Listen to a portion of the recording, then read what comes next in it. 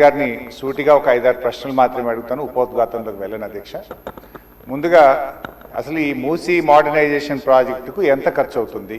ఒకసారి ముఖ్యమంత్రి గారు 1,00,000 కోట్లు ఖర్చు పెడుతున్నామన్నారు, ఒకసారి 1,50,000 కోట్లు ఖర్చు పెడతామని డిఫరెంట్ టైమ్స్లో డిఫరెంట్ స్టేట్మెంట్స్ వచ్చాయి. అసలు ఈ మూసీ ప్రాజెక్టు సుందరీకరణ మీద రాష్ట్ర ప్రభుత్వం ఎంత ఖర్చు పెట్టాలనుకుంటుంది? ఎందుకంటే ఒకవైపు పిల్లల స్కాలర్షిప్లు ఇవ్వమంటే డబ్బులు లేవు, కోసుక తింటారా అంటున్నారు, లేదా రిటైర్డ్ ఎంప్లాయీస్కు డబ్బులు ఇవ్వండి అంటే డబ్బులు లేవంటున్నారు. మూసీ సుందరీకరణ మీద 1,00,000 కోట్ల 1,50,000 కోట్ల ఎంత ఖర్చు పెడతామనుకుంటుంది ప్రభుత్వం? సూటిగా సమాధానం చెప్పండి. 2, ఇప్పటి వరకు మూసీ సుందరీకరణలో ఎన్ని నివాసాలు కూల్చివేశారు? ఆ కూల్చివేసిన నివాసాలకు 2013 భూసేకరణ చట్టం కింద పాత ఇండ్లకు కంపెన్సేషన్ ఇచ్చారా, వేజ్ లాస్ ఇచ్చారా, లేదా సింపుల్గా కేసీఆర్ గారు కట్టిన డబుల్ బెడ్రూమ్ ఇళ్లలో అసైన్మెంట్ చేసి పంపారా?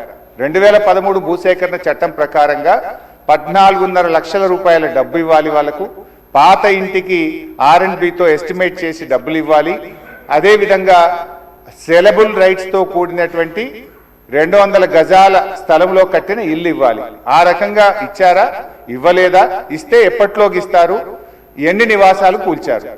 ఇంకా మీరు ఐడెంటిఫై చేసి కూల్చవలసిన ప్రభుత్వ ప్రైవేటు ఇల్లు ఎంత భూమి ప్రభుత్వ ప్రైవేట్ సేకరిస్తున్నారు? సమాధానం చెప్పండి. నంబర్ 3, గౌరవనీయులు మంత్రి గారు మాట్లాడుతూ ఆన్సర్ సిలో ఏమన్నారంటే హెచ్ఎండబ్ల్యూఎస్బి నీటిని హిమాయత్ సాగర్, ఉస్మాన్ సాగర్లో పంపిణీ చేయడానికి చేపట్టింది, మూసీ నదిలోకి ఎప్పటికప్పుడు విడుదల చేయడానికి 2.5 టీఎంసీలు రిజర్వ్ చేయడం జరిగింది అన్నారు. అంటే స్వచ్ఛమైన గోదావరి జలాలను మూసీలో వదులుతామన్నారు, సంతోషం. మరి ఈ 2.5 టీఎంసీల గోదావరి జలాలు ఎక్కడి నుంచి తెస్తున్నారు? గత ప్రభుత్వం కాళేశ్వరంలో భాగంగా నిర్మించిన మల్లన్న సాగర్ నుంచి నీళ్లు మూసీకి తెస్తున్నారా, ఇంకెక్కడి నుంచి అన్నా గాల్లో నుంచి తెస్తున్నారా? ఆ 2.5 టీఎంసీలు కాళేశ్వరం ప్రాజెక్టులోని మల్లన్న సాగర్ నుంచి వస్తున్నాయా, ఎక్కడి నుంచి వస్తున్నాయో సమాధానం చెప్పండి. తర్వాత అధ్యక్ష, ఈ మూసీ మీ నియోజకవర్గంలోని వికారాబాద్ నుంచి ఆ అనంతగిరి కొండల నుంచి స్టార్ట్ అవుతుంది. గత ప్రభుత్వం మూసీలోకి మురికి నీరు రాకుండా ఉండాలని దాదాపు 32 ఎస్టీపీలు కట్టాం. అందులో ఒకటి మన వికారాబాద్ దగ్గర కూడా ఒక ఎస్టీపీ కట్టాం.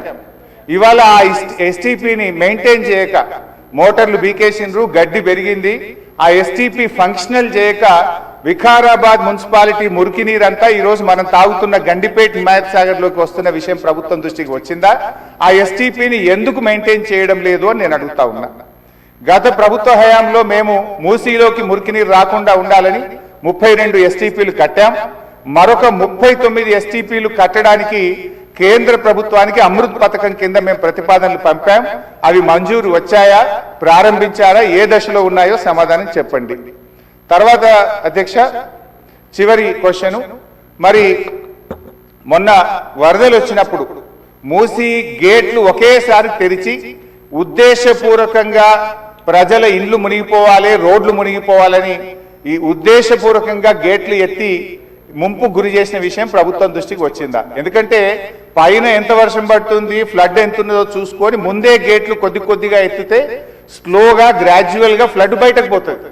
కానీ గేట్లు ఆపిపెట్టి ప్రాజెక్టు మొత్తం నిండిన తర్వాత ఒకేసారి గేట్లు తెరవడం ద్వారా ఓఆర్ఆర్ యొక్క మరి పక్కనుండేటువంటి రోడ్లు కానీ, ఓఆర్ఆర్ యొక్క మన పక్కనుండే రోడ్లు, ఇండ్లు ముంపు ఉద్దేశపూర్వకంగా కావాలనే ప్రభుత్వ పెద్దల యొక్క ఆదేశాలతో ఈ గేట్లు ఎత్తి ముంపు గురి చేసిన విషయం ప్రభుత్వం దృష్టికి వచ్చిందా? ఎందుకు ఆ రకంగా గేట్లు ఎత్తారు? ఒకవేళ ప్రభుత్వానికి ఆ ఉద్దేశం లేకపోతే ఆ అధికారుల మీద ఏమైనా చర్యలు తీసుకున్నారా? సూటిగా సమాధానం చెప్పాలని చెప్పి నేను కోరుతా ఉన్నా అధ్యక్ష. చివరిగా నేను చెప్పేది, మీరు పేదవాళ్ళ ఇండ్లకి రాకండి. మూసీ సుందరీకరణ పేరిట పేదల ఇండ్లు కూలగొడితే బీఆర్ఎస్ పార్టీ సీరియస్ గా వ్యతిరేకిస్తుంది. అవసరమైతే బుల్డోజర్లకు అడ్డంగా పడుకోనైనా అడ్డుకుంటామని గతంలో చెప్పాం. ఖాళీ స్థలాలు ఉన్నాయి, మీరు ఖాళీ స్థలాల్లో దాన్ని డెవలప్ చేయండి.